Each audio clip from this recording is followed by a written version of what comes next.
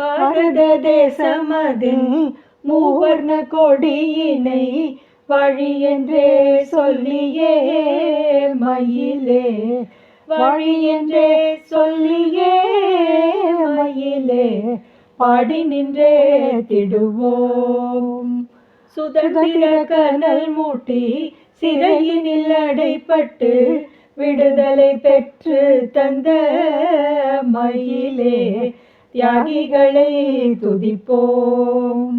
சந்திரனில் கால் பதித்தோம், செவ்வாய் சென்றே அடைவோம், விண்வெளி சாதனைகள் மயிலே, விரல் நுனியில் அளப்போம்.